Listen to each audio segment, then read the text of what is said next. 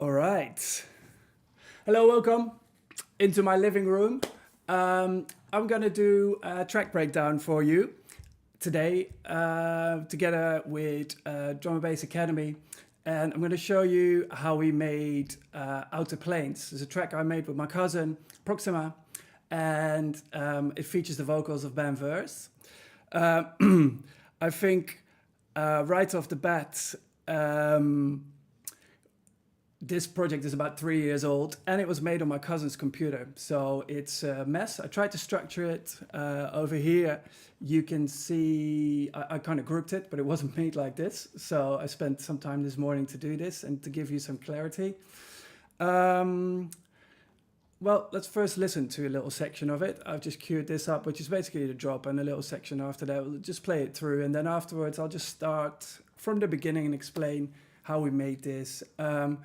This will be a bit of a journey for me as well because it is 3 years old, but yeah, I think it's an interesting project. So here we go. Let's play a little section.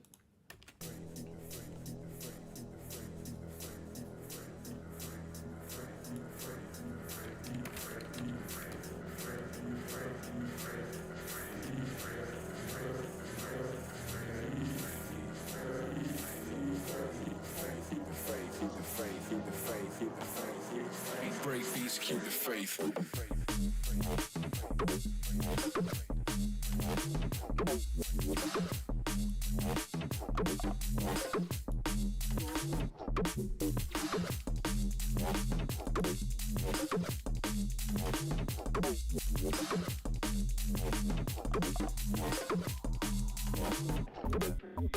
Universal renegades, nocturnal mind states, global sound that resonates in the cycle. Who remains? Look beyond, increase the range. Soldiers who adapt and change. Lock target and engage. Flip the script, turn the page. 'Cause out the way, I'm rolling on the road. Where's it gone? Kept it moving, never long. Know the culture, where you're from. Hear the way we're going on. Heavyweight, 10 ton. Breakneck of peace, full tilt and so. Cool. All right, so that was a little section. If you know this track, you'll notice this is the VIP as well. We have done something genius, which is while we made the VIP, saved over the original project. And usually my computer, this one, backs up automatically on an extra hard drive, but I don't think my cousins did. So, so this is what we have now. But it's also fun because I guess this project we started up again and we tweaked it a bit, we messed with it. So, you know, we definitely had fun with it.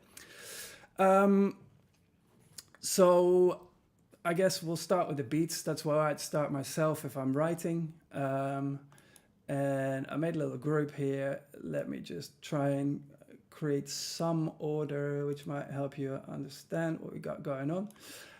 And let me show you the elements, what we made this with. Again, this is a collaboration between me and my cousin, Proxima.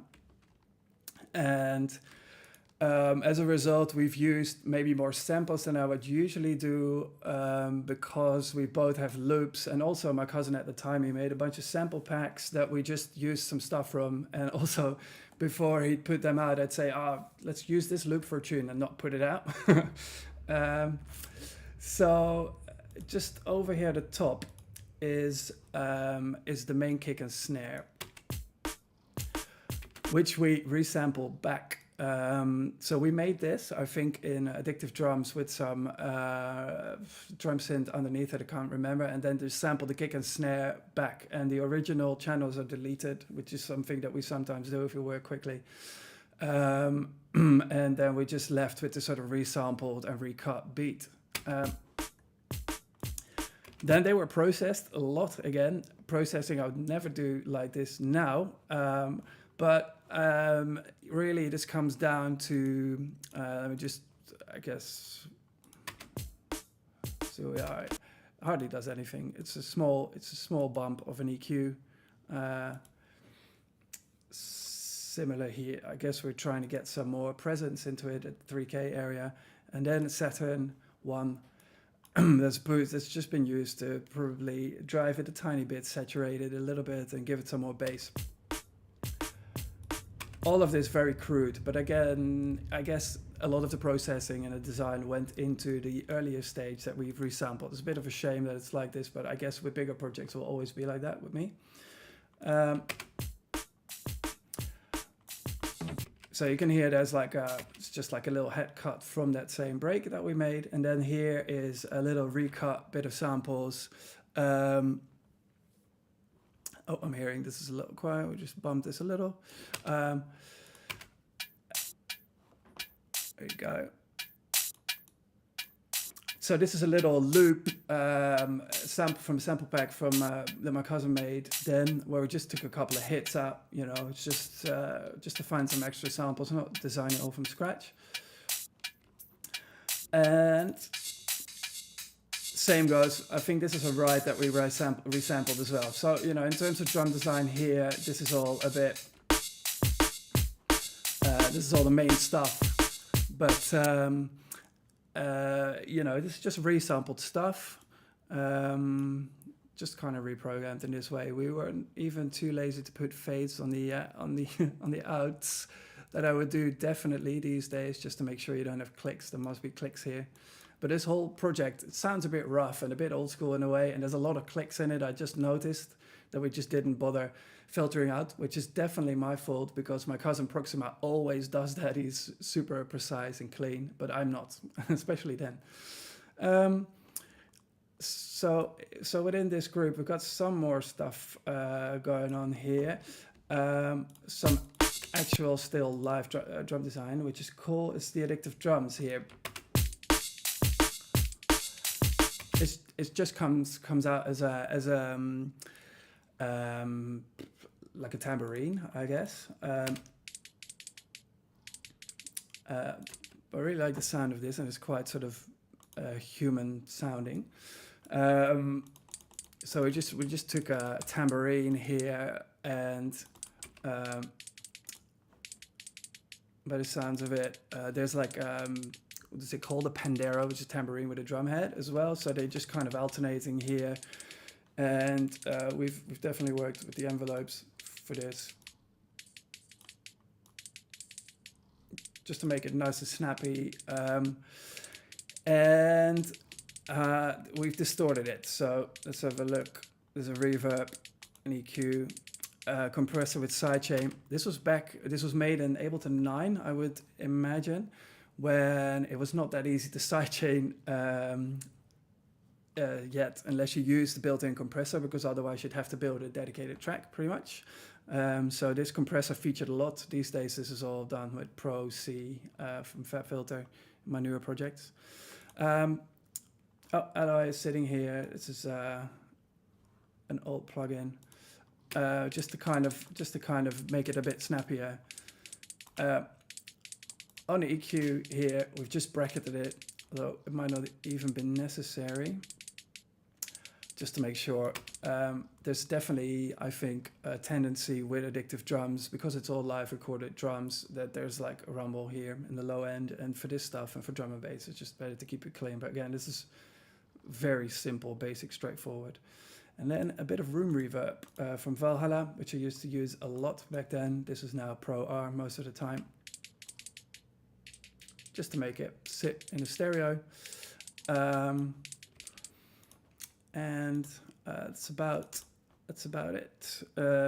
Usually you can see here as well, we just draw this shuffle ourselves. So these offbeats are just slightly out of time. It's quite cool to really mess with this as well, and just kind of, you know, just find some groove that's even, you know, just a bit more wonky.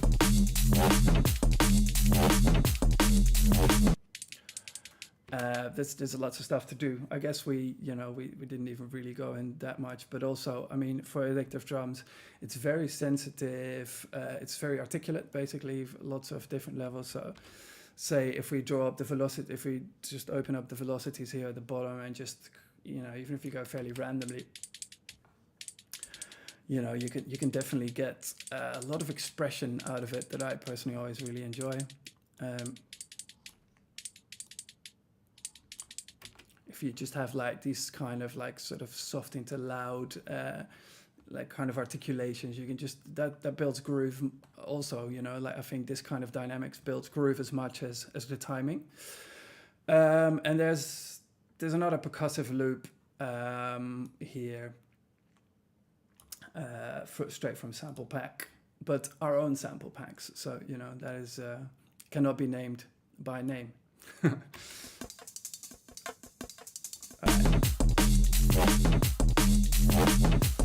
Cool, so let me just solo this. I mean,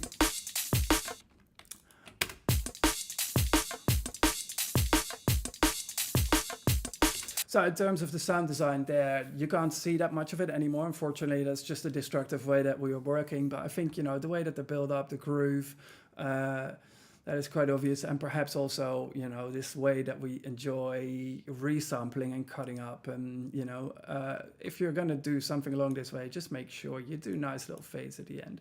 Because what I did here is not okay. It's not acceptable. All right.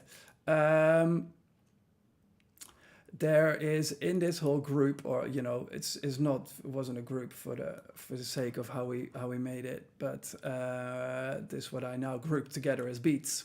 There was also this here, which is your standard build-up kick. Oh, sorry, I thought it's actually a hi-hat. That, you know, just that works as some kind of metronome for DJs to mix to, which is obviously important. All right. I mean, we will get to the structure of the drums, I guess, in a bit as well. But for now, I think with the drums, this is basically the process. It's a lot of resampling. Maybe a little bit more interesting. The bass, I think, is probably the next thing. If we were working, if this was like me and my cousin working right now, we'd probably try and build this up to a decent loop that works, and then we'll add some bass, and then percussive and effects elements and whatever come later. Let's just move this group here. Just work this nice and in order. All right. So let's just have the group with all the bass. I mean, I've called this bass, but it's bass and mids. We don't really work with them split out anymore. Back in the day, we definitely did, and we still layer. But these are just, you know, FM8 was used a lot for this, and they are just like full body sounds, bass, mids, highs, fuzz, layered. It also done quite crudely. I would probably be a bit cleaner in the bracketing of different sounds, making sure that they all sit in their own space, but it works for this genre. I really like how this is messy and noisy, and, you know, still comes through like, you know, as it just sounds like a whole in that way. Let me just play the bass here for a minute.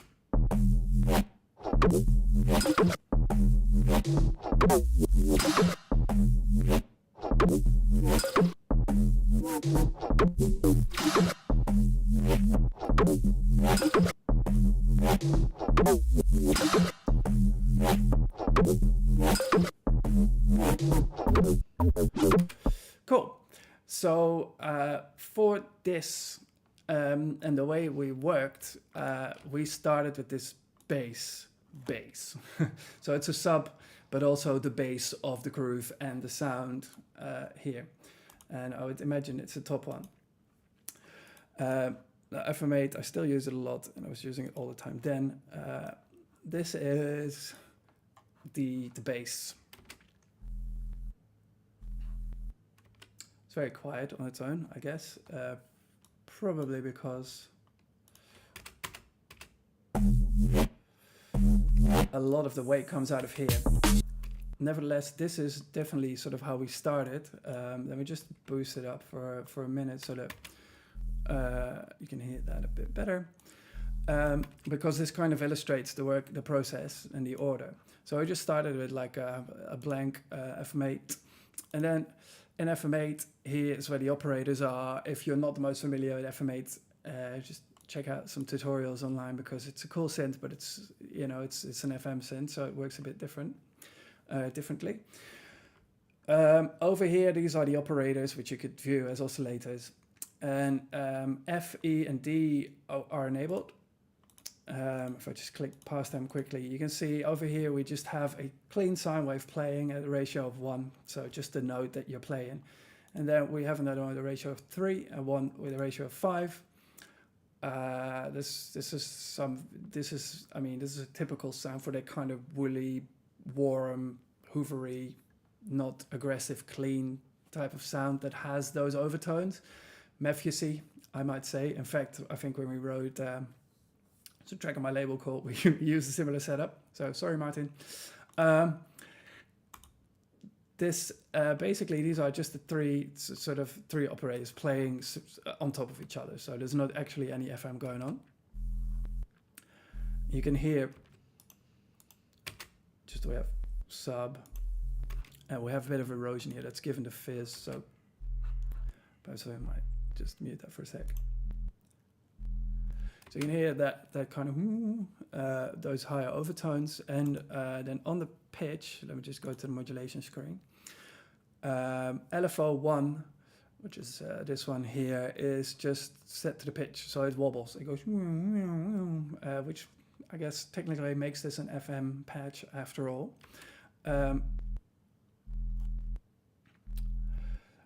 So this gives it's kind of, I don't know, it's like this warm sound, like a slight vibrato to it. It gives it a bit of urgency, which is then the starting point. There's been a bit of saturation added, like saturation is on everything in this track. Without it,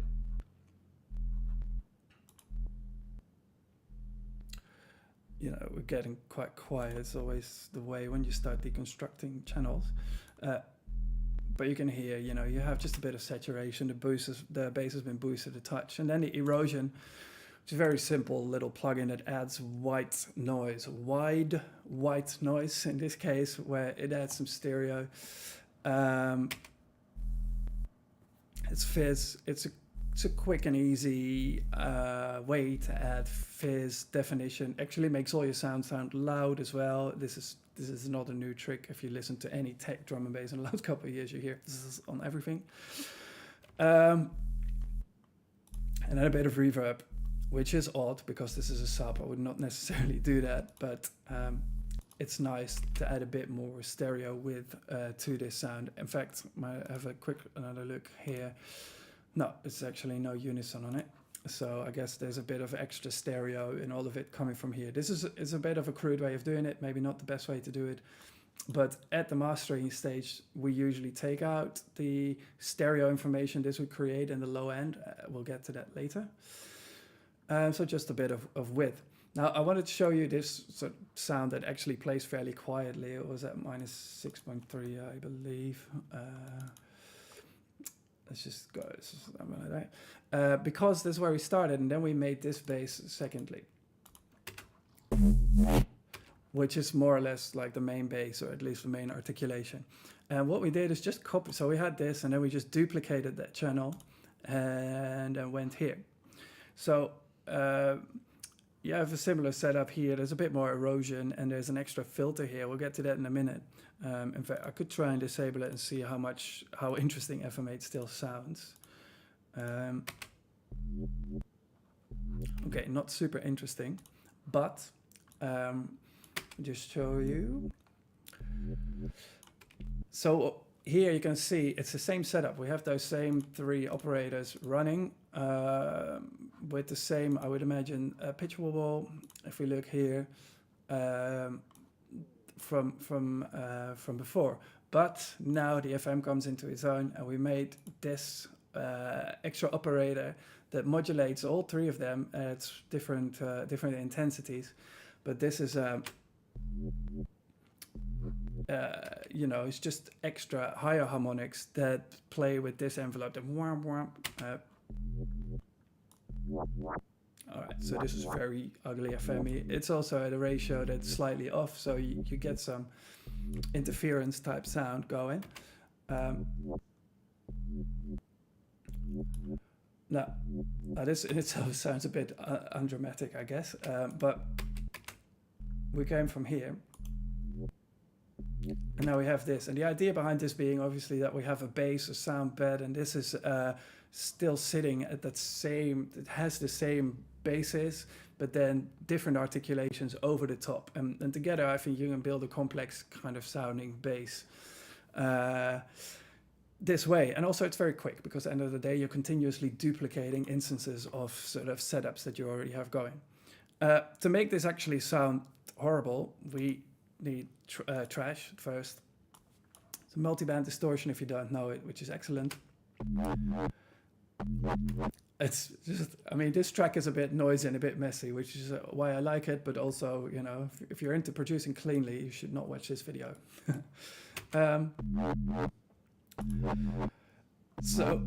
So here we've got it split out into 3 bands. The lower band, which is pretty much what I always do, the first band has nothing. You don't want distortion there. You want the bass to be nice and laminar and weighty.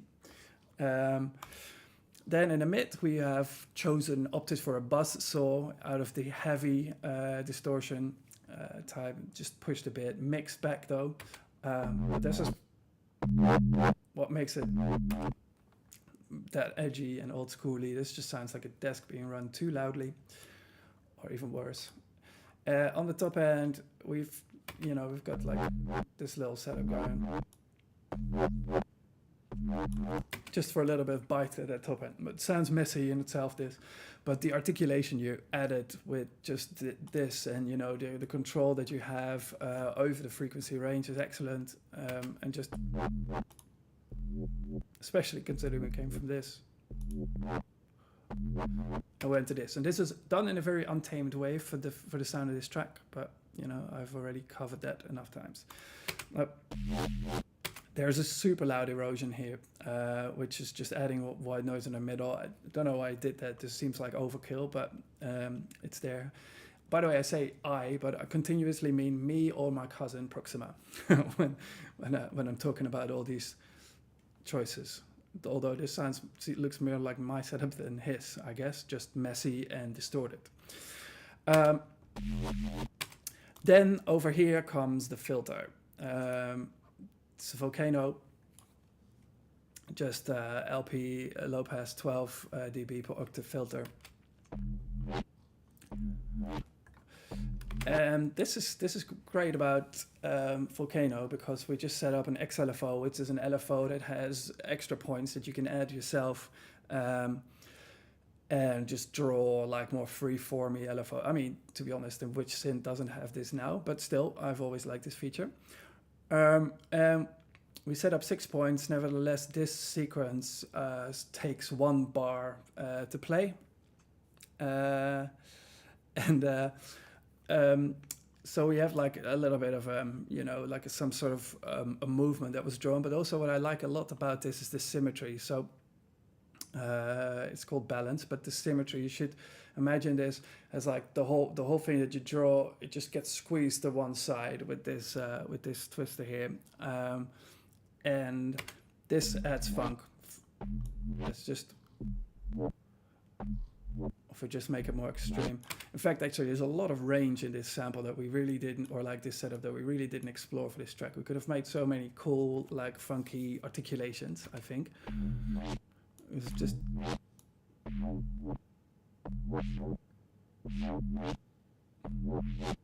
so because of these peaks shifting, you know, you can plan exactly how you want your articulation to be, but also, you know, if you have an articulation and you just, whilst playing the beats, say as well.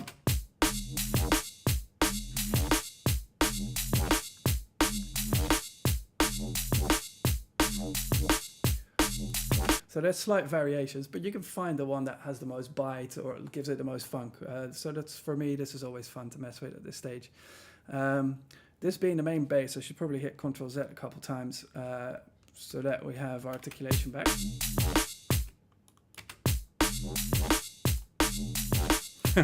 Well, you know, this is the groove now anyway. Then just to finish where we went.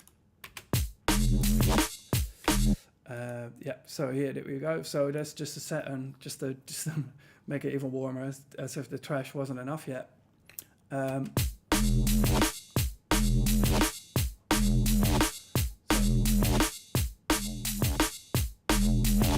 This works really well for this kind of set. It's already broken, so we don't have to worry about it being clean.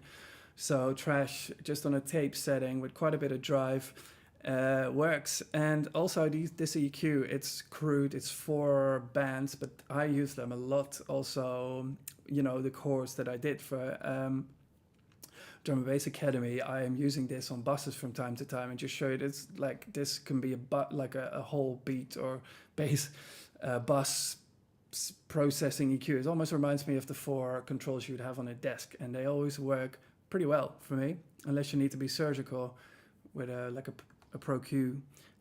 This I end up using. It's quick, perhaps lazy, but it sounds nice. So you can just see we boosted everything. Boosted everything.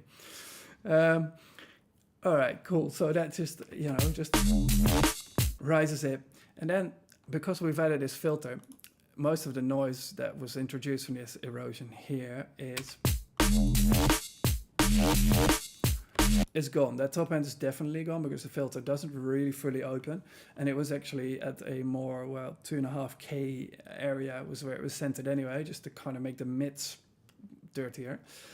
So here is another erosion, because we went overall for all the drums to have the fizzy, noisy top end. So the white noise was sitting there and at a higher top.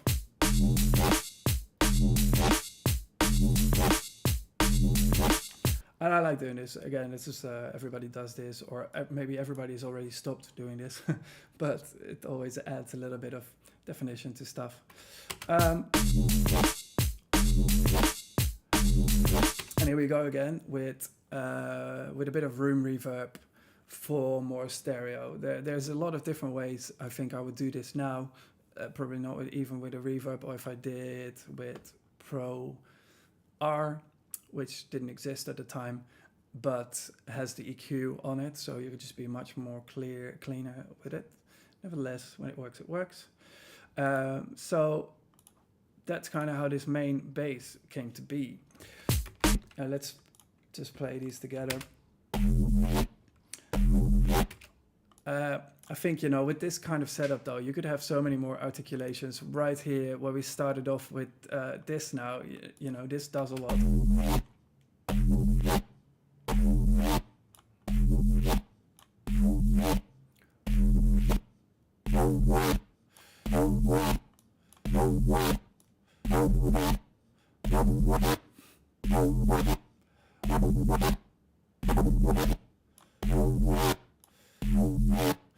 So you see, you can definitely see that there's more in this. I could spend more time on this and just get different articulations as well. With if we go to a more complex shape, for instance, even something harsher. Well, I don't know if they're all winners, but there is definitely, this is malleable now, and I think that's always important. Just make something where these sliders, such as with the filter and with the envelope of the modulating operator, where you can just actually go in and create more funk and more groove, that actually also suits the tune, because you can make a bass that goes wow wow, but there's just the little bits of articulation will make it nicer, funkier, I guess. I don't know. I'm not going to say or pretend that we nailed that with this, but there is, there's a potential for that. Yeah, and then, just to create a sequence,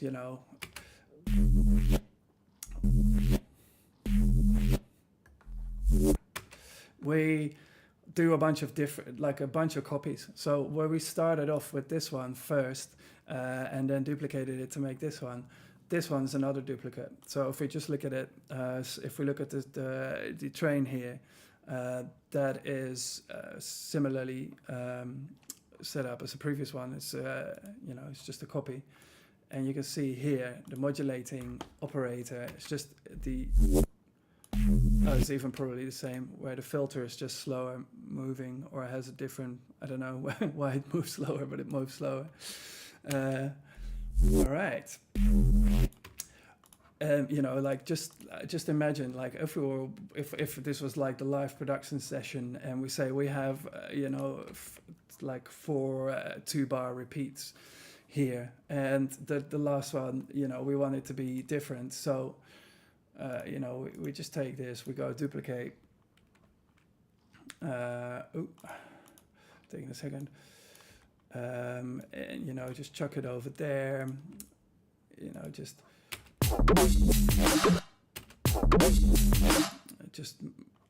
I guess we have a little bass here. You know, but just for the sake of the workflow, you know, just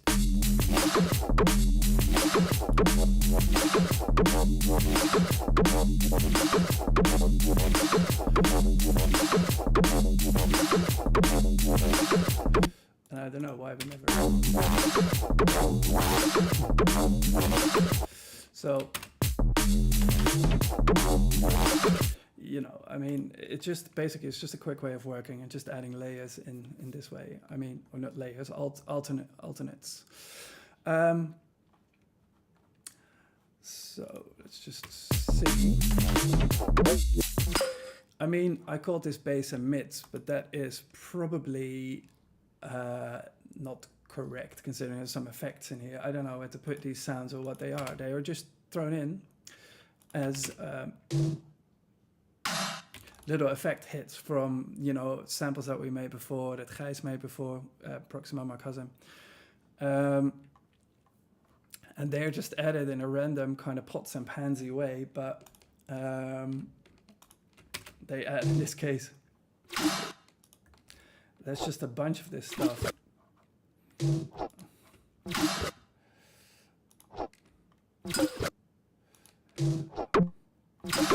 I mean, this, I don't know. Yeah, I don't know what to say about this really, because this is all random weird sounds, you know. I don't know how I teach somebody making this, but they're just like cool articulations that together become a groove, I guess.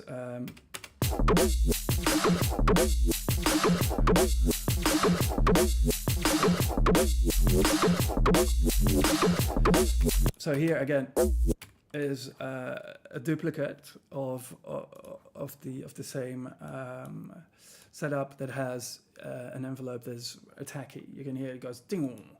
There's a pitch drop going on here as well, and then this one that I was playing before, which sort of has that like with the pitch wobble here at the end, just giving that little bit of dramatic sound. So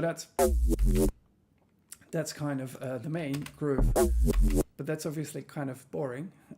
So we just added sounds, this stuff, and I don't know what you call them, percussion almost, but you know, I think for this tune all the funk is in those bits that are just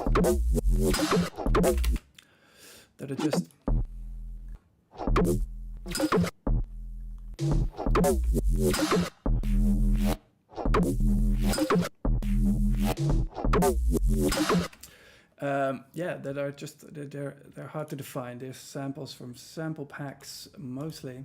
I see we have a reactor sound in here. This is this is Polyplex, which is a very cool sampler from Native Instruments. I guess it is now anyway.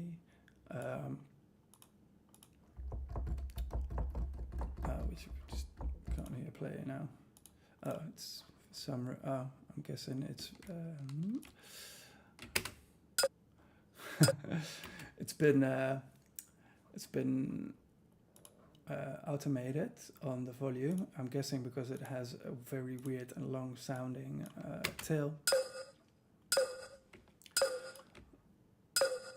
So that's just, it's a Polyplex kind of percussion effects with just some shifting and some saturation going on. I mean, I think one thing to show here that might be interesting is when like these kind of undefinable bits of sound design and samples come together. There's, I think, this in there, you know, which is just reversed weird sounds, and that just adds like a lot of articulation, just kind of taking some sounds, reversing them. And so, I mean, in this case, the bass has an articulation of wow, wow, and then there will be like a you know, like a hit, and that hits at the peak of that wow, and then, you know, a reverse kind of sound into it. It's just like a layering with weird stuff. I don't know how much longer I can go on about this without sounding like an idiot. I guess I already am.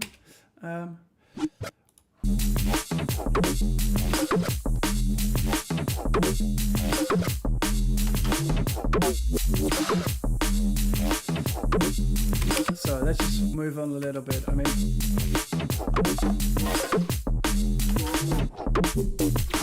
I have to say it's all starting to sound different than how it was originally made, because I'm messing with the filters, but doesn't change the process.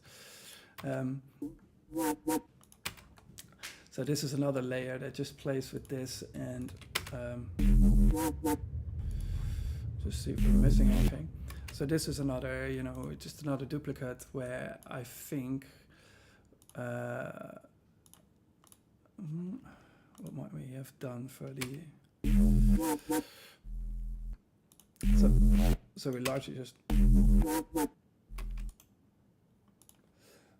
so we just lost like the bass harmonic, and the filtering is different again, you know.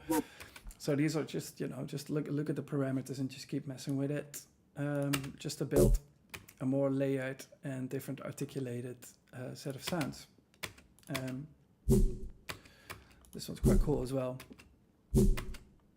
Just a short wob, another just like kind of articulation. And just, you know, you have all these tools to make a groove. I think out of this we could have made another groove and another groove. This being a VIP has a slightly different groove already. But yeah, I think this kind of covers the bass. There is this section, which is the turnaround, which is, you know, since the 9 everybody has to do turnarounds. And this is a resample piece of the bass, which is cool. I think, you know, if we just set up like a loop, set up a free audio channel, set the input to resampling, then just solo all your bass channels, record that to that track, you instantly have, you know, just kind of bypasses having to bounce it, and then, you know, just disable the resampling, and, you know, you have it sitting on a channel, and then we just cut out some hits and just made through audio and resampling, you know, made a little groove out of it just by cutting a couple of different interesting bits of articulation from a section that we recorded, and just play with the transpose here and the warping of the sound. You know, you can just see the groove is just like this whole melody is just this bass, sections of it, and then just this one's up an octave, this one's up 13 semitones, and then just yeah, there was a sample, by the way, that's hitting all the time just before the snare, which is a sample my cousin made.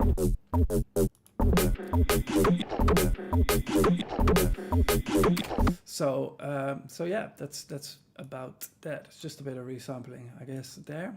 We could have also just done like super cool modulated basses just derived from this sitting there live still, but we did not. I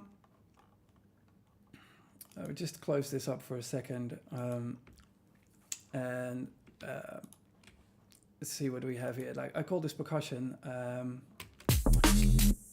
and it is, but it's just you know, little extra hits. I didn't really know whether to put this with the drums when I grouped them earlier, but we just have a little duck duck, and it's just samples, but this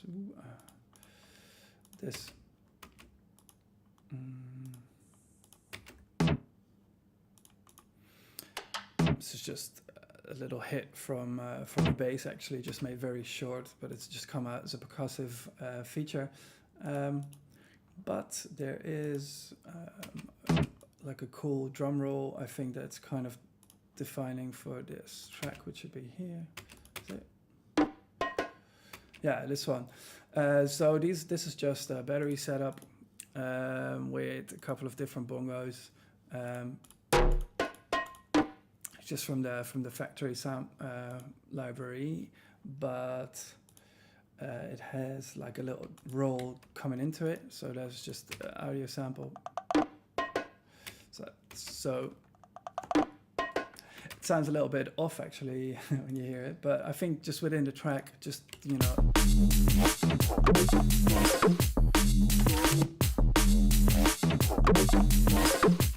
Timing seems off, by the way. Timing was different in the original, so I'm not entirely sure why that is, but, you know, 3-year-old projects. But yeah, I think this is a cool little feature, you know, just have like this sort of percussive little element every once in a while. You know, you look forward to it when it hits like, you know, another 16 later, that type of thing, rather than continuous percussion. Just can be quite distracting from the mids. So this is, you know, all in itself not maybe the most interesting. And then we have here a fix. It's a broad term, but essentially everything here, these are all rises, I would say.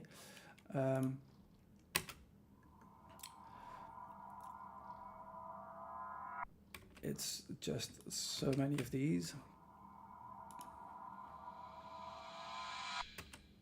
These, let's have a look at them. Seem actually, these are just recorded by the looks of it, so I'm not 100% sure what was the source for them then, but like just with weird hits with long reverbs, reversed. You can see here as well. I mean, that's just the way I think I end up doing a lot of these sounds. Just load up a weird percussive hit, put a huge reverb on there, like, you know, several seconds or like, you know, 12 seconds, 10 seconds, long tails, and just like freeze them, bounce them in place basically, and reverse them. You know, it's pretty obvious, I guess, but then within Ableton, I think this stuff, this whole workflow can be quite quick because of you know, the warping. This isn't warped actually, so this is just pitched down 12, and I'm guessing this one isn't. It's a similar type of stuff thing, and together they just give a more layered, like broader frequency kind of response type of rise. But I enjoy doing this, you know, we just warp them. This one's warped but not actually transposed. But it's very powerful, and especially for these sounds, because when you go to extreme with your warping, let's just even play this one on its own. Oh, am I the correct one?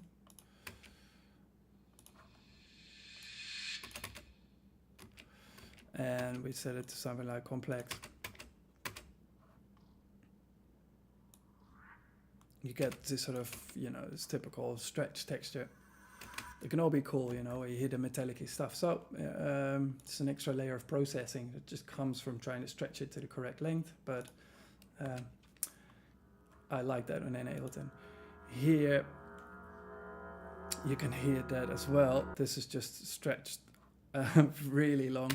So this is another one of those kind of hits that we recorded where it's just a percussion hit with a long tail, but it's just slow down loads, and then we set it to this format. The algorithm is the Pro algorithm.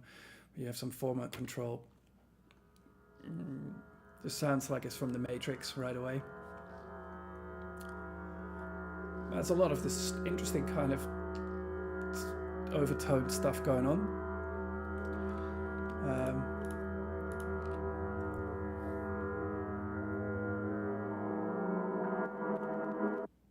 So yeah, that's that. I mean, there's, you know, a lot of these rises at the end, and it does basically working into the percussion bits. I'll just turn around. I'm sorry. And Either way, we're going on. or just ask Ben. All right.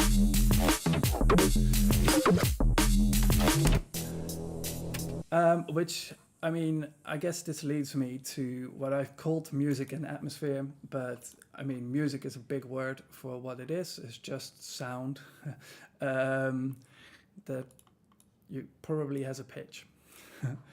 They're both frozen. These are Omnisphere. Omnisphere I use a lot, but I'm hesitant to unfreeze them in this case, because we used to we freeze them because they just take less energy, less disk space, although my computer is pretty fast.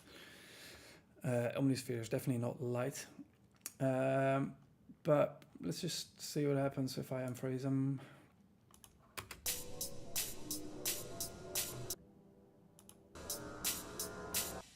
Okay. Alright, so that's somewhere I got lost, unfortunately, which is a shame because it's a nice sound. But this is a tweaked preset, not a whole lot more. Omnisphere is great sounds for days. I'm not sure, but we probably added a little bit of a pitch wobble just to get it sound like that. Otherwise, it's like Oberheim type sweep, something along those lines. Just for that, you know, synthy kind of weighty, dramatic, sweeping build up. And then there's filter movement on it here with the Fab Filter Volcano that just opens up. And then there is a weird effect here, which is a combination of background noise and crickets by the sounds of it. And together they just create a nice sound bed. They are played in the chord. Now I think they're played actually at a single note and just an octave up here. But they have a dissonance to them that just creates the tension that you hear. So this is pretty simple, but just I think this sound is nice and full. It's a good sound. It carries the intro. You know, this is not great musical intro in that sense. It's just supposed to set the tone of like a dark tone and then leave a lot of room for Ben's vocals here. I guess we'll get into the vocals more in a bit anyway. Then we have some stuff here that leads into the drop, which is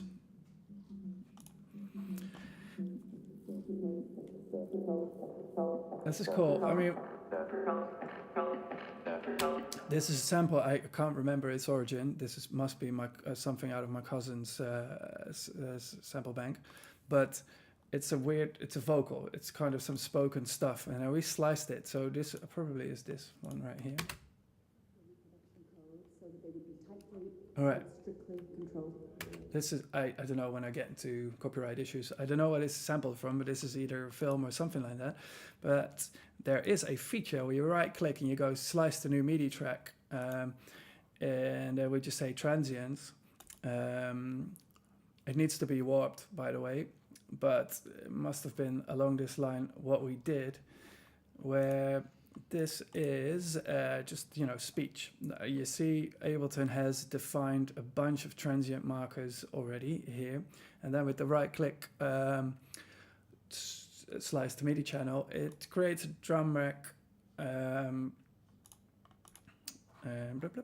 Let's just go into it with all of those slices at different pads, and then you just play them. Just sort of this now.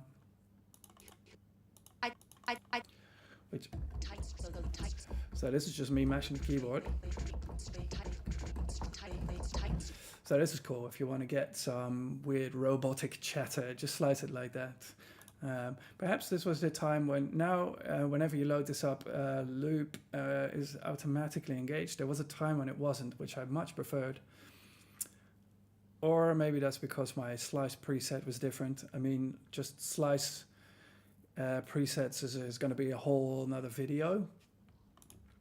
But I mean, you know, just taking a sample like that, this, you know, just when you get a chattery or like an actual proper movie quote like this, you're always going to run into the licensing issues that you will with that. But when you gone to this length of trouble of making it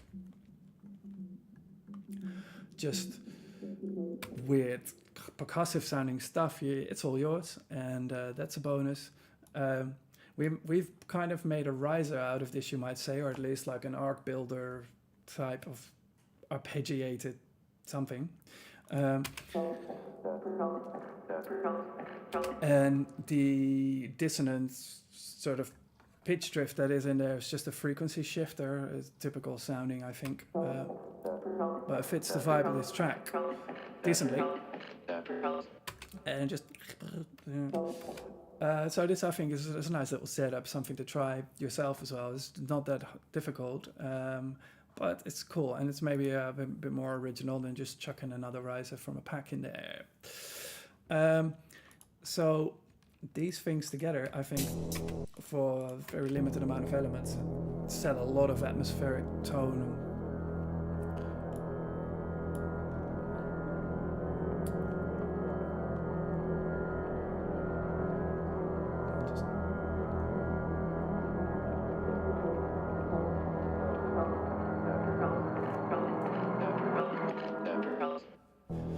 And then this is a classic trick I do for drops as well. Is just drop them out and just even automate the volume so that they just stop dead. Like this builder, just a quick little bit of silence before the drop. I'm fairly certain this is a noisy original trick. Couldn't claim it, but it works. So, I mean, that kind of shows all the elements apart from the vocal. Now, I will show you the vocal a little bit, but it's Ben's vocal. I'm not gonna, show him all naked to you.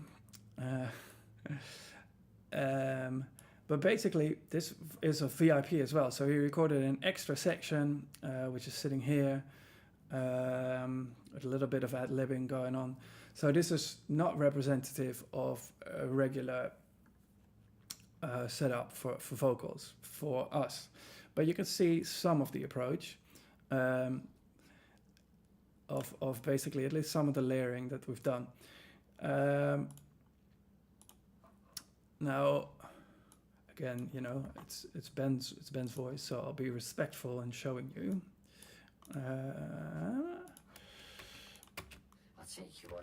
That's not it. I'll take you on. So this is like the lead. Ben recorded this himself in his own studio. He's got a really good mic and other stuff. Made it sound good. Although he made this as a demo, and I said, it's good enough for the track, but he wanted to record it again. I didn't let him, I guess, if my memory serves me anyway. In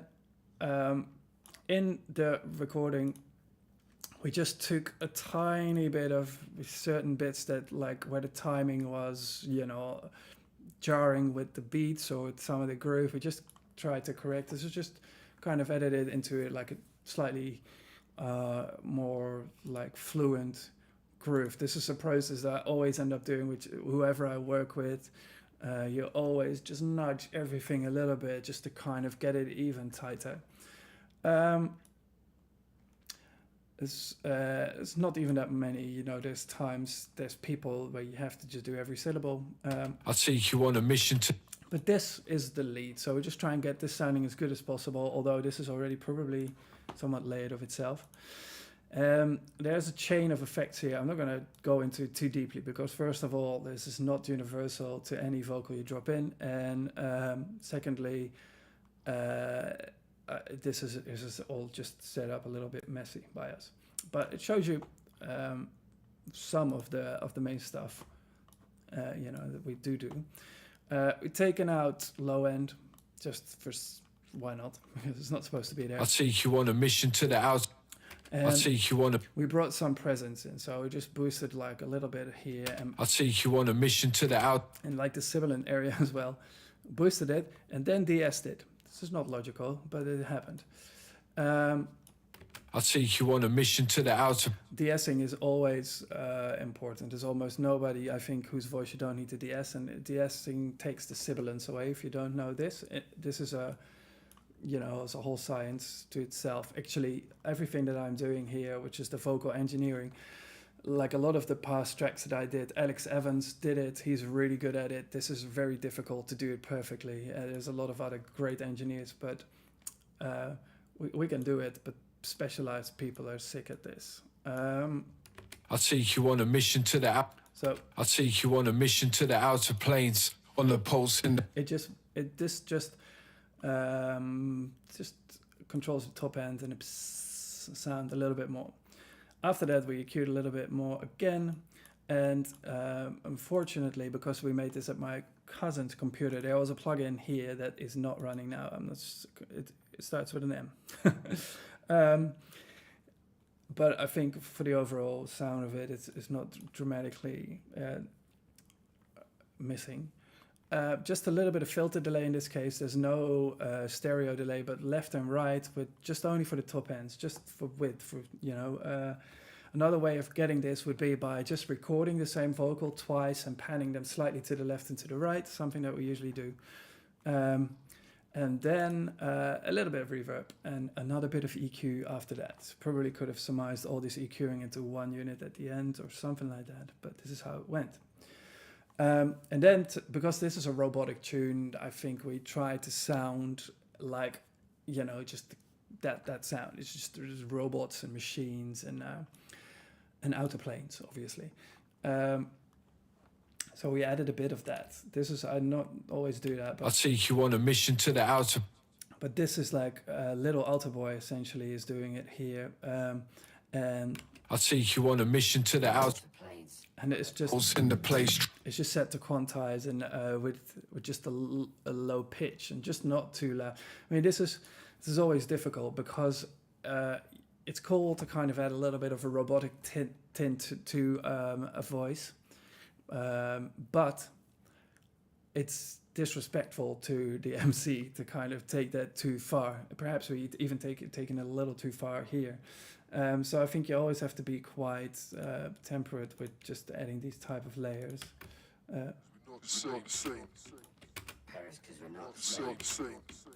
Paris, because we're not the same. Raised it. So there's like, you can hear a band taking a breath here, and then we just have like a little section of it just fading in with a little bit of delay, just fills that up. And these are just things you can mess with a lot, and just not overdo it is always a trick. And finally, what we have here is another layer. Paris, because we're not the same. Raised a true renegade. And this is again, this is just pitched down. So I pitched this down 3 notes just to make it sound a bit more heavy. I said that Ben recorded this as a demo where we should have re-recorded the whole thing again. And now this is just pitched down and it works for this track. But usually, and in the past I've asked MCs just to do the whole bar again, but like try and speak like this, and then we just layer it under there, and then you have a normal one, and even like whisper one over the top, etc. I think for recording this, it's probably standard practice, and again, this is Alex Evans' way of working that we just adopted. And that is pretty much the vocal. I mean, something that is quite cool probably is that the vocal is also the builder and the breakdown. This is for the VIP that never came out, so I can't remember how the original went in this section. Definitely did that. So this is an extra section just filtered in over the repeater.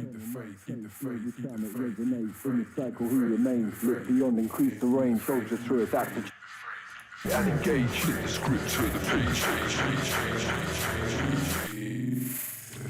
But this one, I think, I like doing this. So this is just keep the faith, to keep the faith looping, and it just slowly glitches into this, which is a cool feature of Saturn.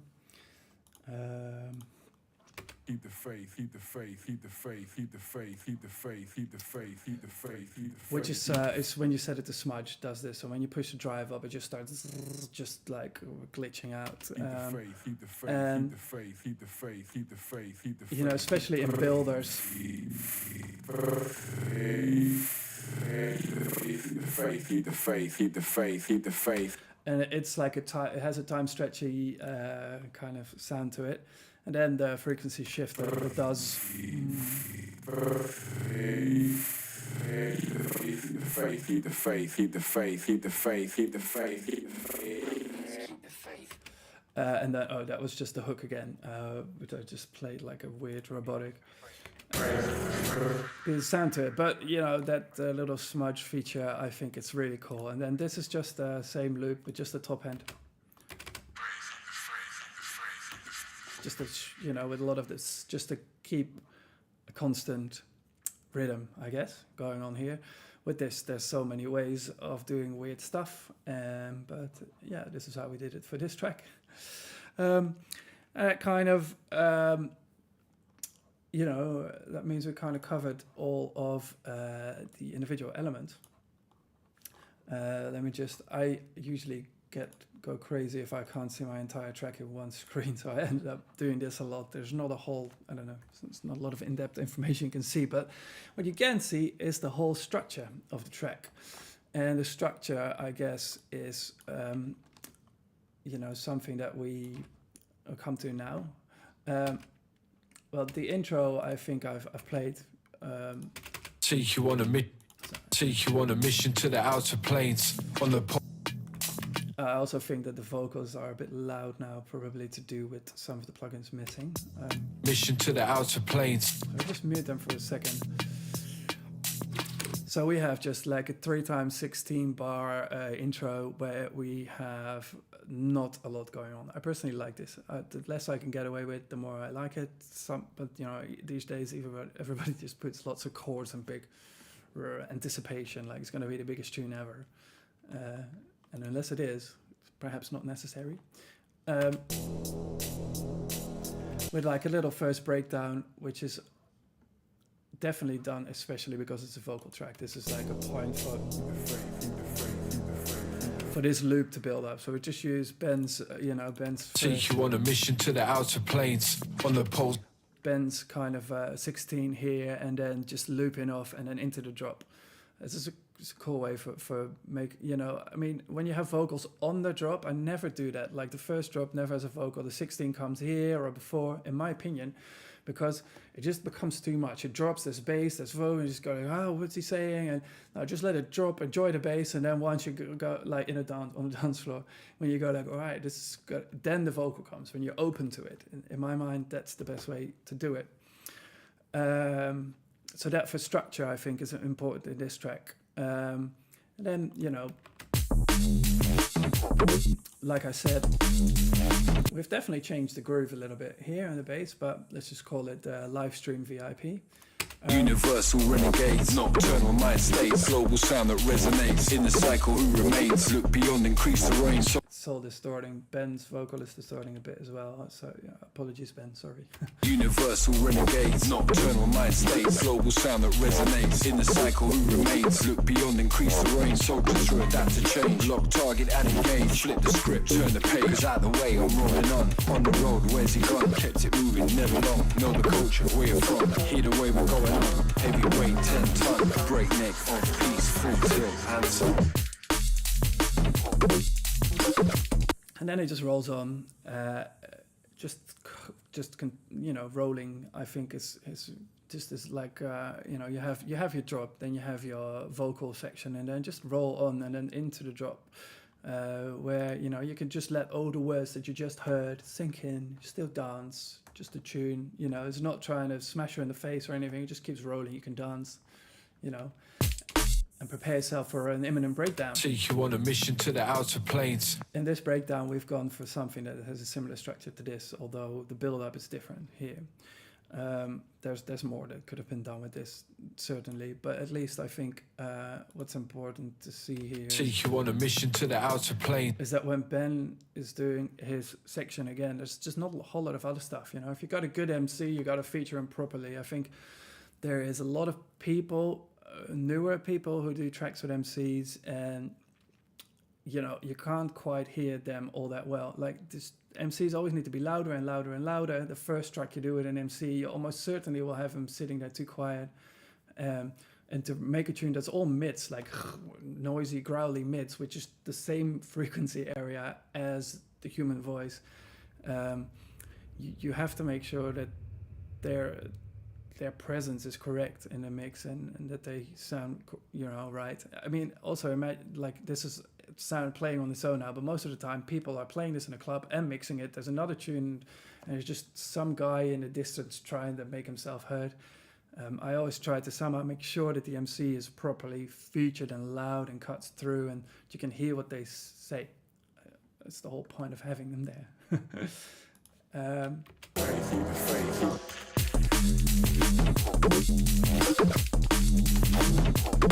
Now you can hear the bass riff is different here, but this is not complete anymore. It had a more interesting articulation than this, so I've messed it up a bit, and there's some stuff missing, most certainly. But we looked at all these basses and the duplicates before, and the filter movement from the Fab filter here, just play around with this, and and the way it opens, the way it articulates, and let me just see, is this a correct one?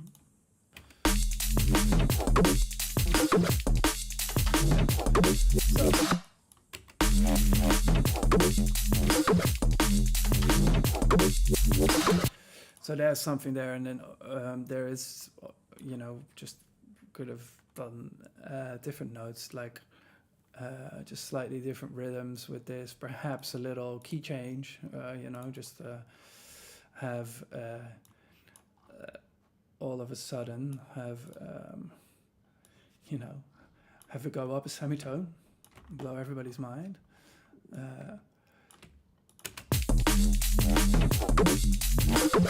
Yes, there we go. And just create an interesting second drop that is different, I think. And then I think now this is all coming towards the mix channel. I think the mix here, there's not that much left of it. I don't know what we have.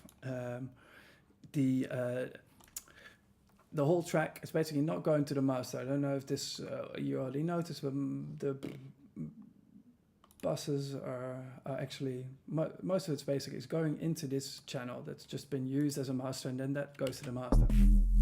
I imagine I did that because then the vocals could be parallel, and on top of that, and looking at this, you could use a bit of sidechain on your entire mix where the vocals come in. Could be done. This is probably, it's not great because your kicks and snares might duck too much where the vocals sit, but then again, vocals are important. They need to cut through, and having a super loud and like wall of sound mix that we all need to have, and vocals is just, it's not possible, not both. So there's always little tricks in finding space. But I think we could probably disregard this. This everything is disengaged here. Anyway, the master channel itself is set up like this. Now, there's 2 EQs in a row. This makes no sense, but this is probably because we used the first one. Oh, this isn't used, actually. This is used as a cut that is disabled. So let's see. Okay, so this is a very simple EQ. Where it does serve an important purpose because it just cuts out all the side information. So this is on Q2, Q3 I use these days, but side information is just the difference between left and right. That is all taken out. With other words, this whole section is mono. We have a very steep curve on there. There's a little boost here, 2K. This is all very, this is a very light little boost, and that's there for some reason because we probably didn't have the presence in this area. But essentially, because before I said I put reverb on the basses and the whole like the FMA patches that I showed before, this kind of makes it okay that the reverb sits on there.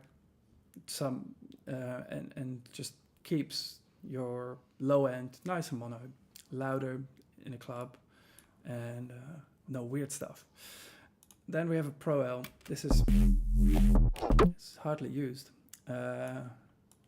which is cool. This is not how my usual tracks come out, or like my recent tracks come out. I'm probably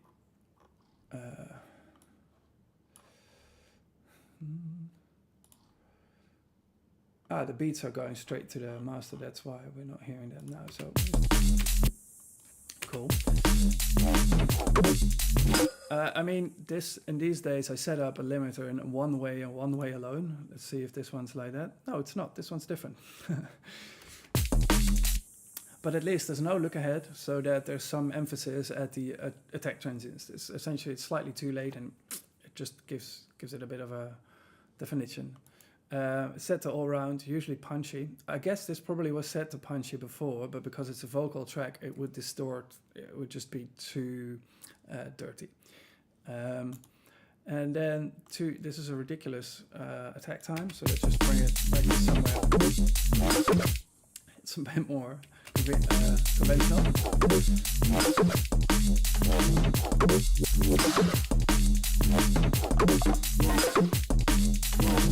I mean, you can see it's still coming to the top. It's working fairly hard, but -6, I wouldn't be alarmed at this. What we did again here then is EQ it a bit. I don't know why there's another sideband cut and another top end bit here. This is probably because we did a VIP and perhaps wanted to do a little bit. I mean, you know, it isn't saying anything interesting really. But this is something that I did used to do a lot. So to use such a responsive limiter as this one, make sure it's set to oversampling as well when it's a master limiter. It just makes everything cleaner. But then Ozone, this is an old version of Ozone, but it's like there's like serial limiting going on here. So this one looks at the very peaky signal with the loud drums that hit here, balances that out. This is already too squeezed probably. Let's just say that we wanted to take some level out before it hits that. So now we just take out those like loud snares here, and then in serial limiting, this limiter is now it's a master limiter. This is a good master limiter anyway. It's quite smart, and this looks at a more controlled signal already, so its response will be different, perhaps less nervous. So here we take like those more extreme peaks, and then here really squeeze the whole thing together, and this will be like a less nervous kind of way of looking at it. But I think mostly the big benefit is that you combine the characteristics of this limiter for the more extreme stuff and the characteristics of this limiter for the more average stuff. And this is great for extreme, this is great for average. So perhaps best of both worlds might be the consideration there. So that covers the track from start to finish as far as I can see it. I mean, in essence, I still work like this, but if it was a solo project, there would be more sound design in it, because when we're working together, when I'm working with my cousin, you want to keep a certain flow, you want to keep speed in the studio. It makes no sense for someone to sit down and just start tweaking like one little sound. It was just as a vibe killer, and then the other person gets impatient. Me being the other person, I always get impatient. And so I guess using samples and like pre-made stuff and just chuck it at the project, it just works in that scenario, because you don't get bogged down in the little shit, but can write the tune. So that's definitely something in this case. There's a lot of audio, although I was glad to see that the FM8 stuff is still live, so I had that to show you. But also what I definitely do now is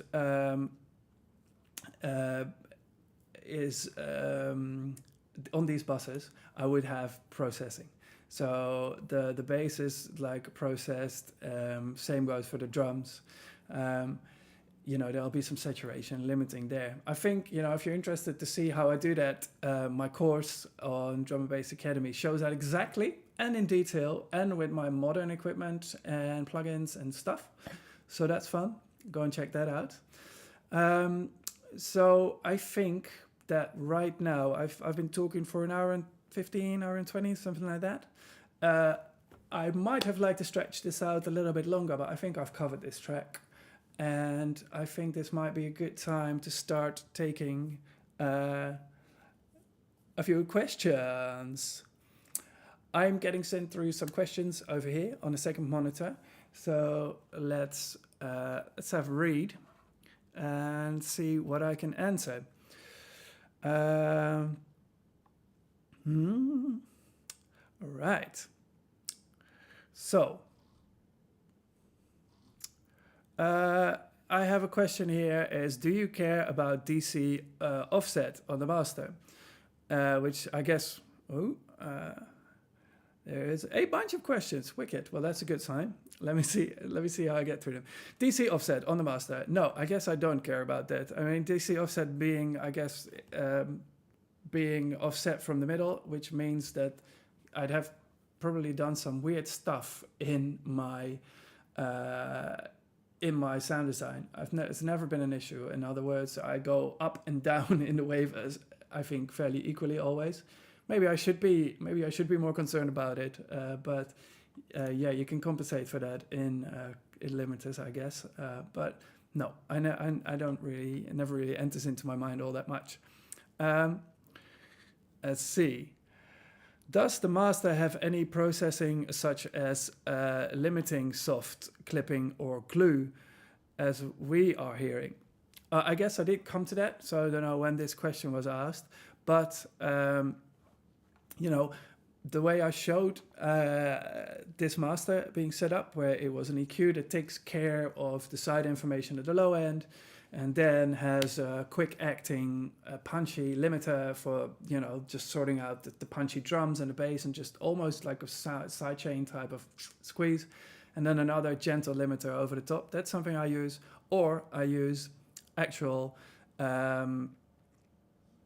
saturation. There's different plugins that I use for that, but they are all, you know, like, what's it called?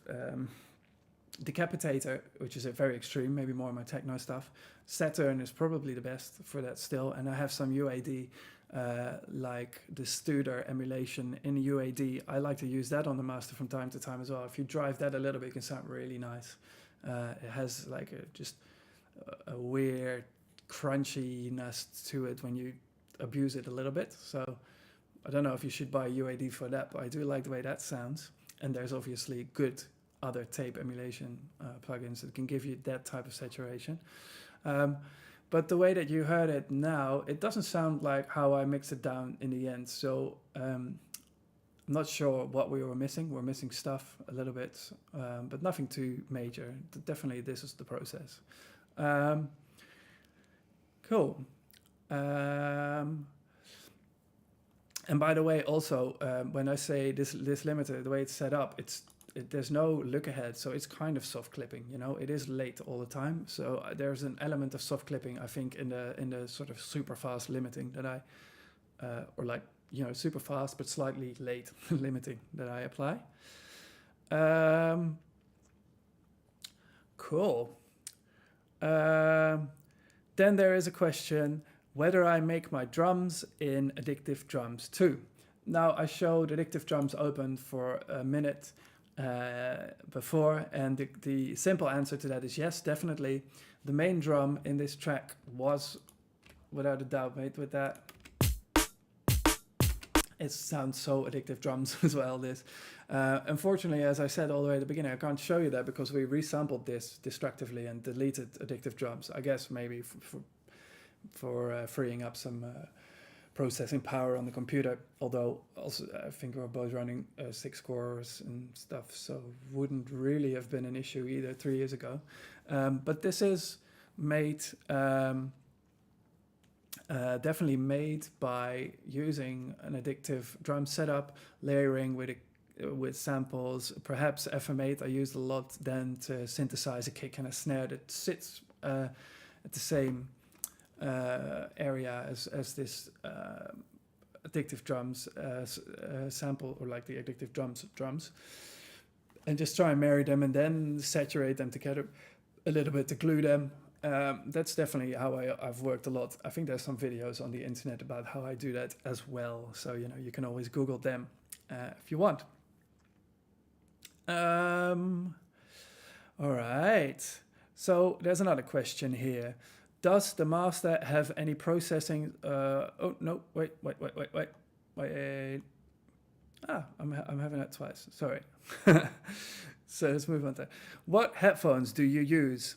I use Odyssey LCD2s. I have them, which I really love them. I should say they also send them to me. So I'm always grateful for that. At the moment, I'm just wearing my Sennheisers, which are okay for making tunes on. It depends on your budget, but I had to use them now because they're closed back and I'm sitting next to microphone. I would have preferred my Odyssey though, because they're open back. For me, open back headphones, most of them from different brands that I've tried, they give you the same sense of space that a studio would. And if I am, and I mean, I've got a really nice studio. This is my living room, but my studio is out of my house that I built myself. And it's fully treated, which I really like. But if I'm totally dead honest, I make better choices when I mix on my Odyssey because, first of all, you can't lash it out so loudly, just hurt your ears. And when I work quieter, I make better choices. But in the studio, I can make great choices there, but I'm more consistent with the headphones because, I don't know. I turn it up too loud in the studio and just sit there enjoying what I'm making. But when you're enjoying what you're making bad decisions. That's just the way it goes in art. All right. Another question. How did you use Ozone to process the drums? Did I use Ozone to process the drums? I don't think so. I mean, there was alloy in here, but alloy you cannot buy anymore, and it's become part of what's it called? I always forget, but the other thing they do, and I don't own that. I mean, the processing in these drums is definitely some transient shaping, but there's different kinds. The Native Instruments transient shaper is quite cool as well. And a bit of EQing, but saturation is definitely where this got its shaping from. And another thing, I mean, when I just look, this is obviously, as I said, resampled stuff, but here is another thing that shows dynamics a little bit. Let me just see. So this is just, there's the saturation going on, but the dynamics control here is like a bit of a transient shape, or at least like an enveloper, probably a better word for it. This brings the tails back and just makes it snappier, especially with resampled stuff. Sometimes this is a bit crude, but this works surprisingly often. So I'm not sure how I'd say I'd use Ozone to process my drums. Perhaps not. Perhaps I use Ozone on the master only. All right. All right, let me try and keep on top of all these questions.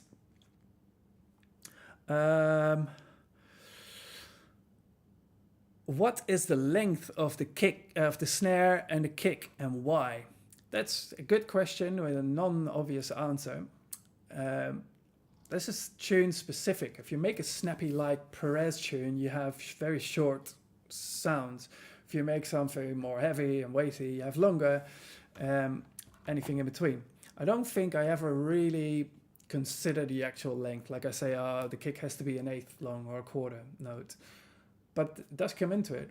I think by ear, I do this usually, but even then you can be wrong. But because we are here in a resampled scenario, it's very easy to kind of, you want that weight in this case, but tail off a little bit so that the bass can come through and there's space for that to happen. But, this being Ableton and resampled, we can just very easily change that. And especially if we just go out of the automation mode, these little curves, you can do. You have a lot of control. So I don't know whether I could say that there is a length to kicks or snares that is ideal. It is specific to the intensity of your drums in your tune, the kind of tune that you're making, but something to be definitely aware of. For instance, what I like doing with the more minimal tracks, I like to see how short I can still get away with. So, you know, this is the snare in this case. Like, you know, when does that, what's the point where that still has enough impact to function as a snare? It's quite cool because it frees up space, and there's a lot to be done with the envelopes of your drums. I couldn't just say what's the correct length, but I think, you know, if you look at a kick, it should probably play out most of its envelope within an eighth, and a snare, say maybe in a 16th all the weight, but then the top end and the could be 2 or 3. So there's total average ballpark kind of numbers that you shouldn't take as gospel. All right. Let's see. Do you use parallel chains? That's very generally put, I guess. I do use parallel chains. I haven't really done it in this case, I guess. But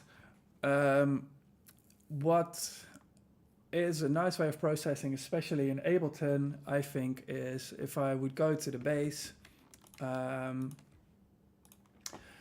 I have this processing on there, like that we have. A nice thing is, I think, to group this, and then we have, you know, this is a rack, and then, you know, we could just add a new chain here and put some extra effects, and then you have them over the top of each other. Actually, this is kind of like a sub mixer, I think, but this is interesting to do sometimes. Maybe even also because then you could save this effect rack and use it again, and you just balance your tops and your lows, or, you know, to fit the next project. And it's a probably nice and effective way to apply similar processing change and parallel change, and that you might always find yourself doing, I guess. But you know, you might even consider this being parallel, the fact that we have this bass and this bass, you know, playing over the top and being fairly similar. So yeah, I guess sort of within that, those are things I definitely would apply. Cool. What's your approach to more deep minimal drums, and how do you add variation tops? Yeah, I mean, I guess I answered that a little bit before when I was talking about envelopes of drums. This kind of snare, you know, I think if you see what the range in it is now, this is a fairly loud, distorted, like kind of analogy snare, but, you know, might not even want to warp it. This could definitely work already, so it's just a bit pitched up, a bit shorter. Actually also enveloped here. So I think for me though, what I haven't got that is in this track, it's unfortunate, but on my Patreon with other people, I say this all the time as well, where for minimal stuff I like to add a snap. So just a finger snap, or if you have a mic, just record something like that, and you play that over the top of your snare. So you have a light and two short snare, and then you play in parallel a finger snap, and, like, you know, you offset it just slightly before. So imagine this is the finger snap, and just EQ all the low end out, only have the top end, and then just like a little bit of this, and it just gives that over the top that just snaps and sets stuff off. That I think for minimal drums is like in the tops and the snare, and, you know, otherwise, I mean, it's a good question. It's a long answer. There's so many varied ways I work. I should really just do a track breakdown of another more minimal track, I think, to get into that more deeply. Dramatic is a plugin that I use a lot for making those kind of drums, which I also show in the course that I've made for DNB Academy. Cool. Right. How do you add variations to bass sounds? I think that was, the way I was talking about it is the way I do this often. So I like to make sure I would say pretty much every track I make, it's the bass line is something that I create for it. So in this case, as I said before, we had this and this. And the variation, as I said before,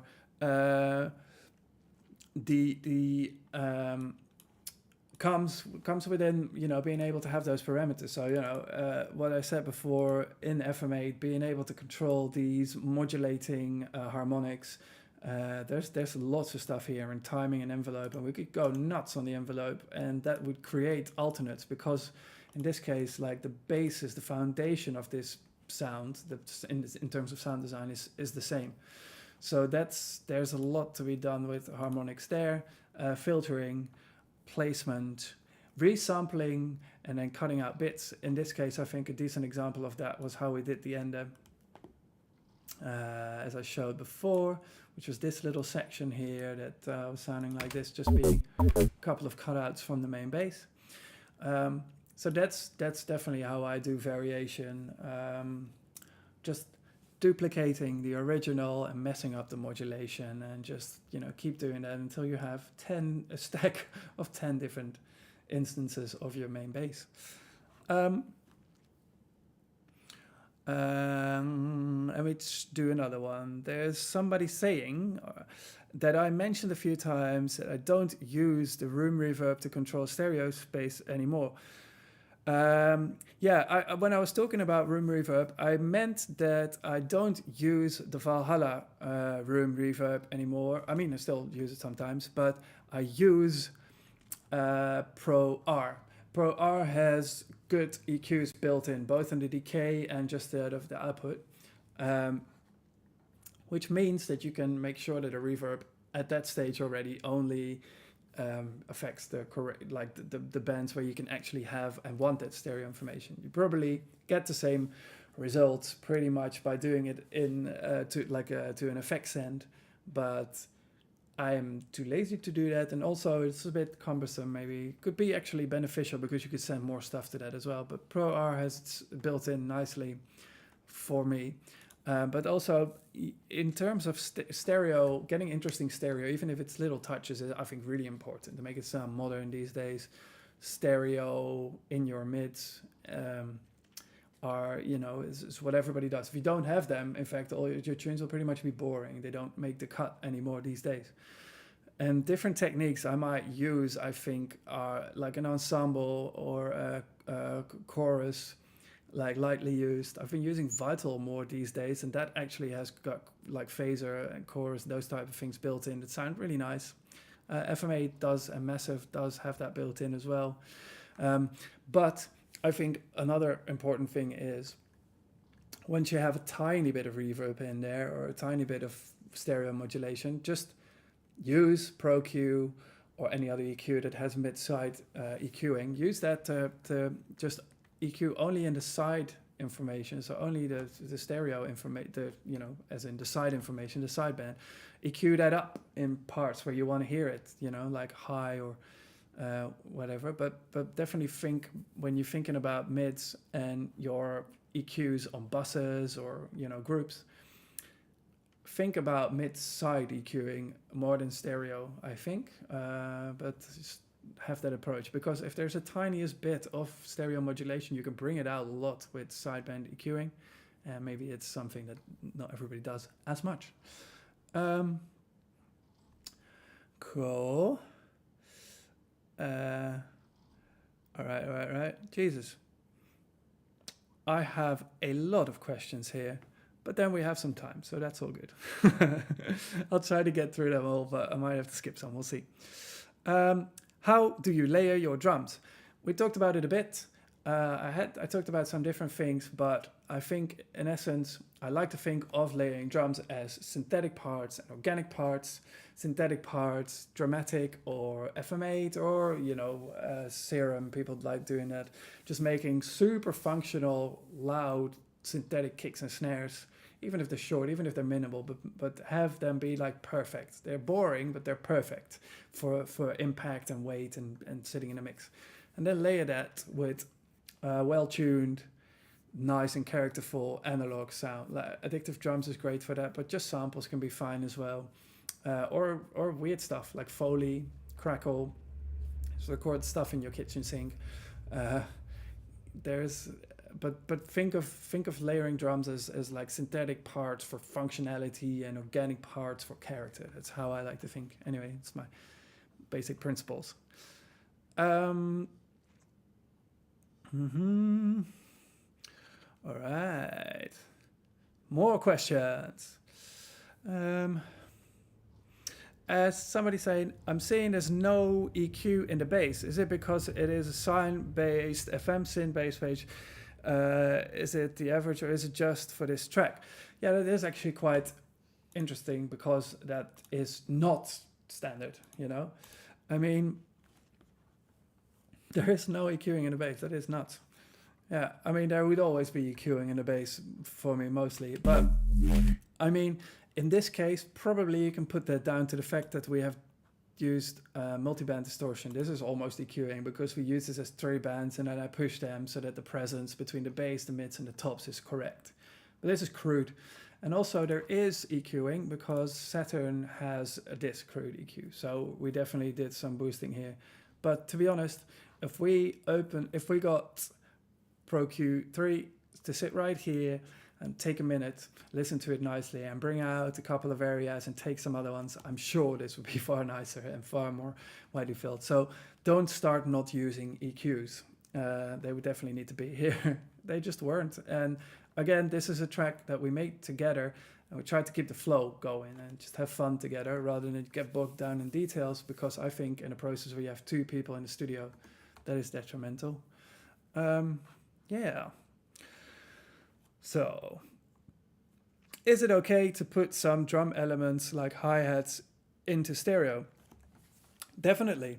It's okay to put everything into stereo. I mean, the main kick and the main snare, at least the fundamentals, you don't want stereo there for punch. You know, you want them to sit also in the middle of a mix so that everything else can be built around it, but they have to be like in the middle, so you have something to hold on to. In my opinion, obviously there are no rules in music. I always have to say that.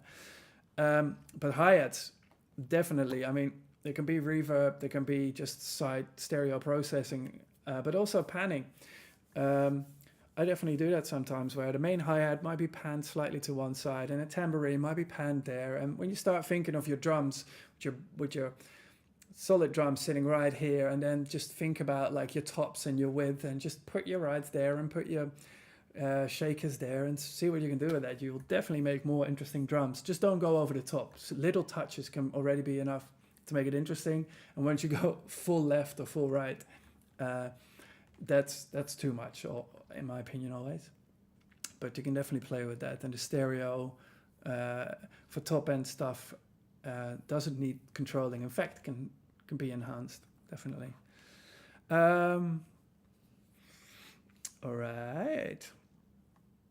Let's see what else we got. All right, what about overall loudness? How do you balance LUFS versus dynamics? Do you care about some specific numbers, gain staging, or is it a matter of vintage rock engine? Now, I mean, I don't really generally go into the LUFS, but I do. I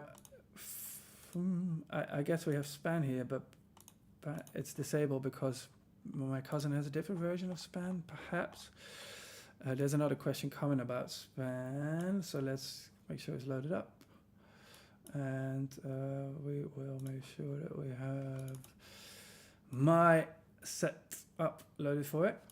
So we'd always have span at the end, like running on a second screen while working.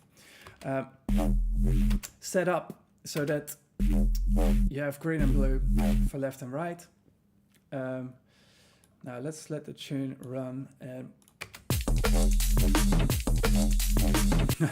Okay, it's been altered a bit. Let's see where we can get a somewhat consistent look. The timing of that whole bongo loop is off. It's a shame because it's one of my favorite things about the original track. So really, we mix it down to hard zero, even pre-masters, just, you know, there. And then for me, I look at crest factor on here, which is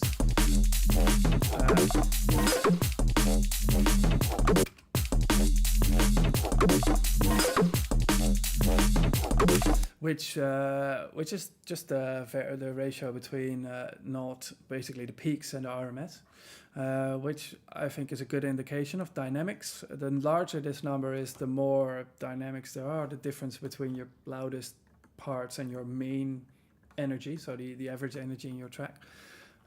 That's what I look at, basically. Then again, that's an old-fashioned way of looking at it, and LUFS are definitely something you have to look at these days because of streaming. I don't do it, and I should, basically. It's probably what it comes down to.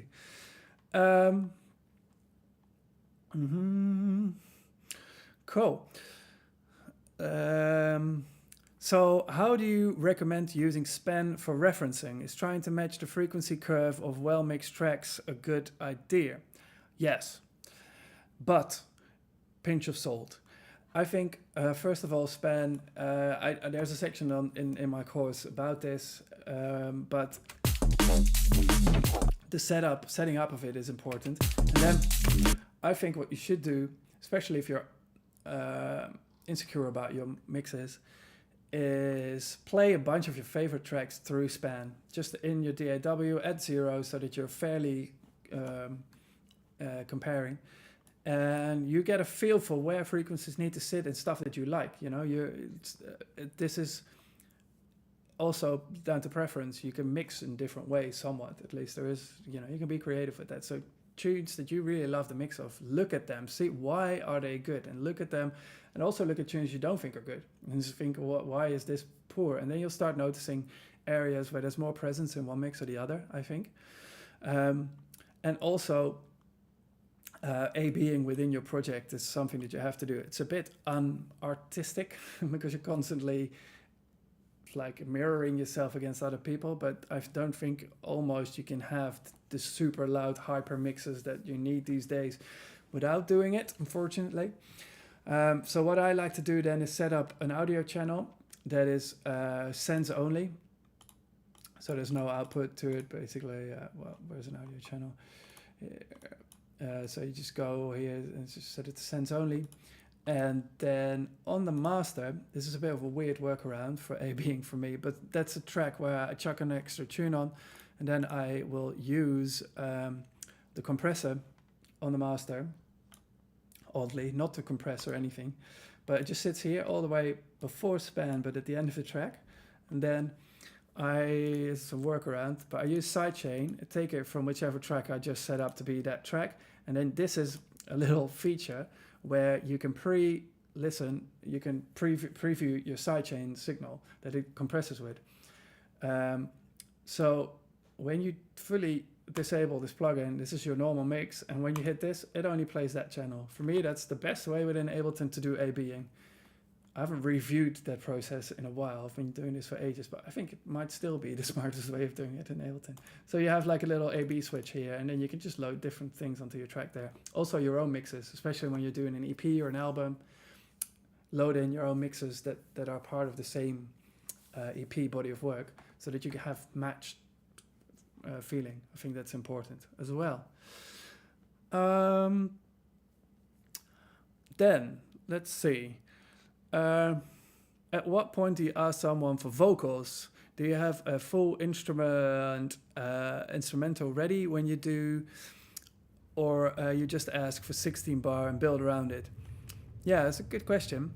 I think it's important to not have a fully finished tune, because when you get the vocal, you can go, you know, there's an articulation or a punctuation somewhere. And let's work with that. So I always rewrite the tune when I get the vocal. I think about half finished, like the whole core of the tune should be there, the full groove. There'll be a part of an intro, a build up, and then that's what I like working with the most. But in the past, I've also had finished tunes where people come in, and also almost loops where I've gone into the studio with Skittles and start with very little and see what we get. So, some variation to that. But I think it's important to have a track that's not fully set in stone yet. I don't know if you've noticed that kind of phenomenon, but when you finish a track and when you listen to it a lot already yourself, it becomes almost impossible to change it because it is that in your head already. You could change it and you could make it better, but it will never sound better. And when you're collaborating with an artist, vocalist, and your tune's already set in stone in your head, doesn't allow for it to kind of evolve into the best version of you and this other person. So, I think that's important. Halfway in the process, that's why I'd like to get a vocalist involved. That would be it. The short version. Cool. Have you started using Live 11 yet? If so, are some new features? No, I'm actually still on 10. I don't know. I haven't even looked into how does it even work. You have to buy an upgrade or have to buy it all again? I don't know. I'm happy with with this, but yeah, we have to go to 11 for sure. Some interesting features I was looking at, but I'm also at this point I'm considering switching. Maybe Bitweek is looking more and more interesting. I don't know. I mean, the next time I'll be on stream, you'll see what I'm using then. But for now, 10 still, unfortunately. What's a good way of tuning kicks and snares? You say bass is in F. How would you use your tune to kick the snare fundamental? Perfect fifth apart. Yeah, tuning kicks and snares. There's people who religiously do it, like Martin or Noisia. I don't know, actually, I'm speaking for them. Perhaps not, but that's how I viewed it. But I don't as much. For instance, when a tune is, I like to write a lot of my music in E, sometimes F like everybody else, but E is the nicest. I don't know, I like how bass sits there. And kicks and snares in E don't really sound that nice. Kick in E is too low. Like a really nice hitting kick is more like, because E is probably somewhere around 40, and kicks I like at 50 or 60 much more. So my kicks are not meticulously EQ'd. You could obviously think about correct intervals, definitely. But I tend up doing this by ear. It takes me less time to tune the kick by ear to an acceptable pitch rather than do it through Logic. But that maybe is a personal preference, and I wouldn't say that my way is the best way to do it. Snares, it's different. Snares, especially if they have a ring to them, or a bit more of a tone, they need to be in key. You can really hear it, especially with something that has more like a sine wavy body. When it becomes more of a clap, though, that's quite cool. And I do use claps or almost white noisy kind of snares a lot in my tracks. They are atonal, pretty much, and that allows for them to be used at wherever they sound the snappiest. Because I think with drum design, just not thinking about the key of your tune and just getting the articulation to be the snappiest, that is frequency specific. I don't think it sounds as good 2 notes up or down sometimes. So this is a process where you're mindful of the fact that it has a key and you try to match it, but also it needs to sound the best. For instance, I have had tunes where the snare would have been at the correct pitch, a semitone down, but I just didn't like it there, and then I leave it where it is. I don't know. That's the way I think is my approach to it. Be mindful that they have pitches and need to be tuned, but don't do it when you don't want to. About that. All right. What do you think about mixing at -6 dB on the master or putting a utility at -6? Before sending it to the masters. I don't get it. I don't really understand why anybody ever said a -6 dB master, because as far as I understand that Noise you have a bit rate, which means the amount of steps that you could have at like any sampling moment. And if you go at -6 dB, you're just truncating the range of information potentially and definition thereof that you're sending forward. But I think what you should do is allow a lot of headroom in your dynamics. In other words, a high crest factor. Your mean value and your peaks, they shouldn't be too controlled. If there is space there, you can always make a good master of it. So this sort of -6, I don't get it. I don't really understand it. I never really have. And people who've argued in front of it. I think they don't understand how digital audio works, or maybe I don't, but Google will tell you. Anyways, I think you need to be mindful of your dynamic range and not squeeze the life out of a tune before it goes to a master. But maybe you could argue also in this day and age, you should do all your own mastering. It's possible, and it's creative choices most of the time. You know, the way you use a limiter and EQ on your master, it's part of it. It's a sound design effort, not just making it sound acceptable so it can be played on the radio as if you're a band. No, this is part of what you do, and I think you should kind of try and control this, at least strive to. And then there's always the argument, but a mastering engineer might have more expensive equipment and they can make it sound nice. And definitely if you're going for character and you want that desk or whatever, I fully understand that you want to do that.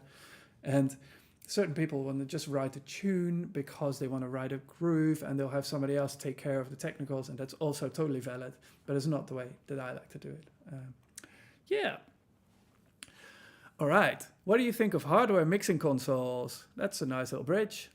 Is there a difference between using that and just using a mouse on your DAW? Yeah, I mean, for me, personally, hardware is about character.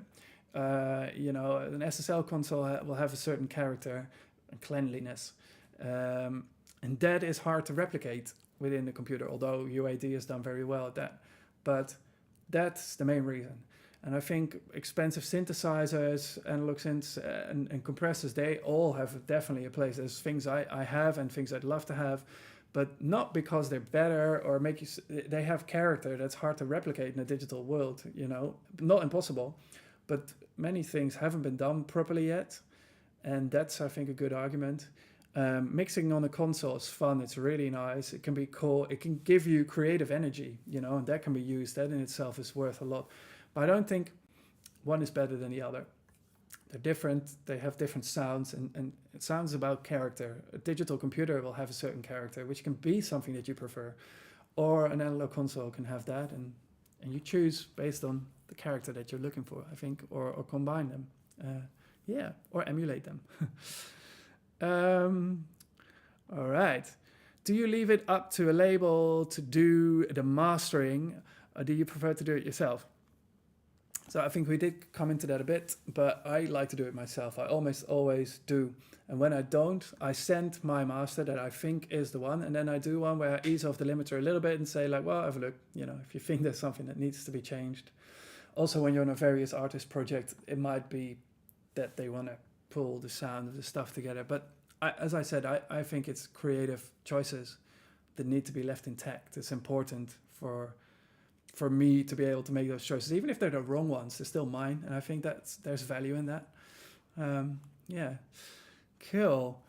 All right. Well, I think we have got 2 minutes left. I've got. Let me pick one more question here, and then I think we're about to round it up.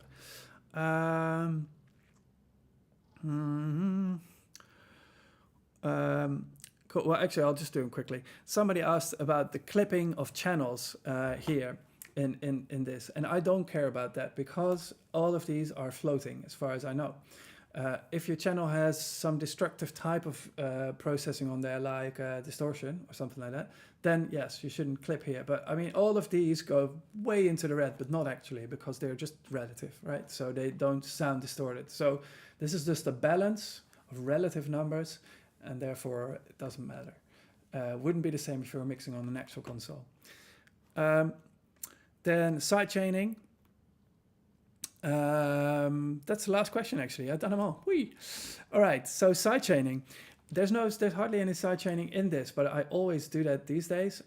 You know, sidechaining for me, or enveloping, or even drawing just little gaps with automation on your volume can all be done. The volume automation is actually probably the best way where you have the most control. But I hate that you can't change the level anymore than you could do with an extra gain. But I mean, Pro C is just the one for me. It's just the way it's set up, the way it sounds, and the different. Let me just chuck it on there. Just the. You know, now that Ableton has basically this sidechain input for something that has that. You know, if I set this to the beats, and just, all the different kind of setups here allow for some nice and like sort of cool different responses. Just a high ratio, a hard knee, turn off outer gain, just a certain sensitivity, and boom, go for the punchy, for instance. This can be a bit much, but make sure you set to external. And this is, sorry for the sound that we're hearing here now. This is all not relevant, but in terms of response, this is how I do my sidechaining most of the time, and just in this manner. And on the group these days, I don't put it on the individual sounds, but just on the groups for basses or mids when you can, unless there is a specific sound, obviously, that you may want to handle. So with that, and looking at the clock, it being exactly 6 o'clock over where I am, that will be it for my track breakdown. Thank you for all your questions. That was really fun to answer them, and thank you for watching. Big shouts to DNB Academy for having me on as well. And as I said, we don't want to get too pushy, but there is a course, so you can buy it. It's, I think, 50% off today. So you may want to see me do this for more hours. So I think all that is left to say is goodbye, big up, and thank you for watching.